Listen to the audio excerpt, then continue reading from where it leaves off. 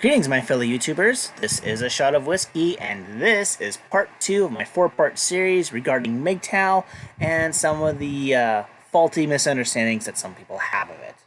This one in particular is going to be about MGTOW in comparison to feminism. So, get out the popcorn and sit back and enjoy the ride. That's what the prostate guy said! The first and obvious thing that the two have in common is that they are both very gender specific. Now, I'm not going to mention this in the difference section because it seems obvious, but feminism focuses on the women's, whereas MGTOW focuses on the men. So there's that. They are both very gender specific. Different genders, but gender specific. They both claim to not need the other gender. You see this picture right here, the whole fish with the bicycle?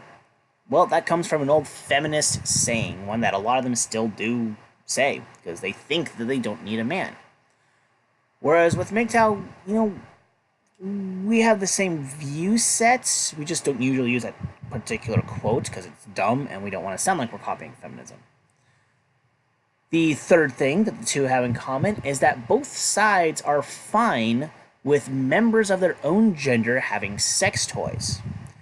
Feminists are all about the whole dildos and vibrators and stuff like that. They're totally cool with it. For some reason, it's a sign of female empowerment. Whereas with MGTOW, they actually see it as being the much safer alternative than having sex with a woman. And there's different toys out there for men, but we'll get into that here in a little bit. To be entirely honest, this is really all that I could think of that the two sides have in common. So let's focus on what makes them different. So there's a lot of things that I could have done as for what makes the two sides different, so I'm trying to keep this list short. With one of the things that I feel like I have to bring up is history. History is on the MGTOW side. Now what I mean by that is that's a reference to the fish with the bicycle thing. You can see here in this image there's Sir Isaac Newton. Well, he was a MGTOW. He never got married. Men don't need women. History has proven that. Biology has proven that. Whereas with women, good luck finding an example that actually fits that definition. It's not very likely you're going to find something that will work. You might find one here and there, but they are the extremely rare exceptions. That being said, as for how things are currently going, the cultural norms are also on the MGTOW side. Not necessarily for the same reasons that I brought up, but on the justification.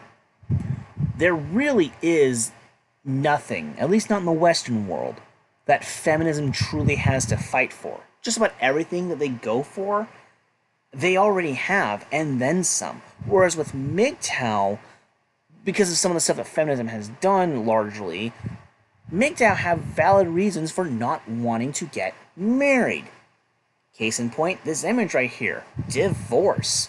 It is so easy for men to get screwed over in the divorce courts as well as family courts. So a lot of men are like, yeah, it's not even worth it. That being said, the next thing on the list is one caused the other.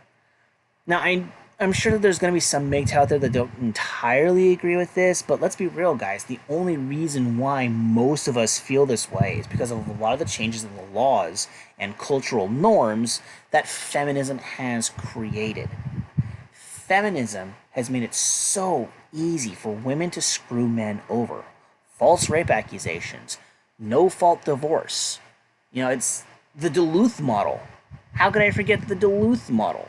It is so damn easy and so damn justifiable for men not to want to get involved with this stuff. Force one is about, while solitude the other is about. So yeah, not really a great Yoda impersonation. My apologies for those of you who give a fuck. And honestly, I'm not even sure that's how he would say this particular sentence. But the point being, feminism is about force. That's why they've infiltrated the government. That's why they're everywhere in Hollywood. That's why they impose themselves in schools, which I guess technically falls under government. But, they're everywhere. They're trying to force everybody to be on their side. They're trying to force their will upon people, whether they like it or not. That's not MGTOW at all. MGTOW is all about just leave me alone, let me do my thing, feel free to do your own thing. That's what MGTOW is all about. I mean, yeah, we interact and we make friends and all that kind of crap too, but we're not trying to force the MGTOW lifestyle on people. Yeah, we're trying to spread the word of caution, but that's about it. We're not trying to get the law on our side. We're not trying to get into the schools. We're not trying to infiltrate Hollywood, although that might not be a bad idea. But yeah, we're more along the lines of just let us be. That's all it is. Tying back to something that the two have in common, one side will chastise the other one for their use of sex toys, but not the other way around. What I mean by this is MGTOW doesn't care if women or feminists have sex toys. We don't care if they have dildos. We don't care if they have vibrators. We don't care if they have one of those weird Sibian saddle things. We do not care. In fact, in some cases, we might even encourage it. But feminists, and to be fair, they have allies like tradcons, but feminists will vehemently attack MGTOW for having certain types of sex toys. Now, I don't know if it's all of them. I haven't really seen that much of an effort done. Maybe it would fall under the category of their opposition to porn, but there seems to be a major, major push from feminists, and again, as well as tradcons, to get rid of sex dolls. They'll use the excuse of they're so lifelike, and it's really just condoning rape, and it's gonna make them want to rape all the more, which is so damn stupid. Seriously, someone get these people a shrink or something. But it's a double standard that obviously feminists have no problem with, because obviously they only care about women. The final thing that the two sides have in common, I suppose I could have mentioned it in the similarity side, but whatever, it's too late for that. They both have ideas on how to solve the birth rate problems in the Western world. The thing is, they're completely different ideas. The feminists, for example, one of the ideas is have the men stay at home while the women go out and earn the money. Now, that's not entirely it's not entirely not possible in certain situations, but to assume that that's going to be the case everywhere is ridiculous, especially when you factor in that women would have to take time off work because of the pregnancy. I mean, even the shortest case scenario could impact her employment options. So it does make a lot more sense for the men to be working while the women stay at home during that time period. So why not just have the men stay in work and the women stay at home? Which I guess you could say that ties into some of the ideas that MGTOW have. Just women stay at home, stay in the kitchen. That's your place, kind of a thing. Some would be even more strict and say, take away women's rights altogether. But I don't think all of MGTOW agree with that. Oh yeah, there is another idea that I've heard feminists support, but not MGTOW.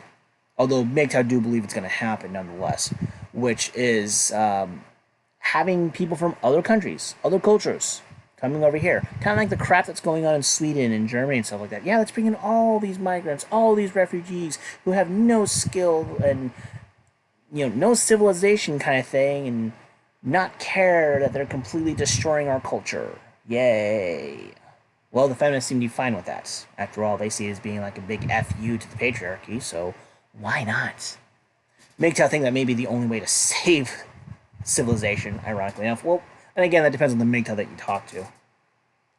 But, so, yeah, I guess that's it for this particular video. Sorry if it seems a little bit rambly and cutty-uppy and stuff. But, yeah, so anyways, stay tuned. I will be trying to have video number 3 coming out maybe around Thursday-ish, give or take. In the meantime, hold on to your butts. Oh, that's good. Got any more? Shit, yeah, we do. We have a shit road.